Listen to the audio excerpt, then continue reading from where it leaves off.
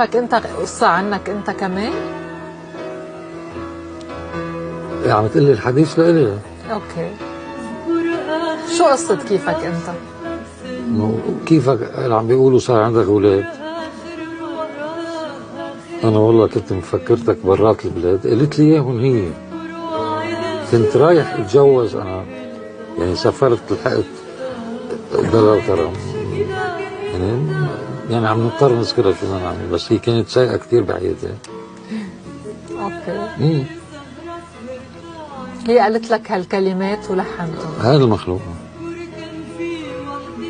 طلع مزبوط، حست انه انا اختفيت فجأة وطلع ومثل افلام السينما يعني.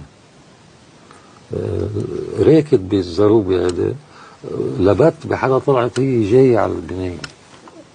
فقالت لك كيفك انت؟ كنت مفكرتك برا البلاد؟ لانه ما عاد سمعت مني شيء، وعم بيقولوا صار عندك اولاد وفكرتك مسافر. قلت له ايه، مش على القافية زبطتهم يعني بس انت اللي زبطتهم على اوكي.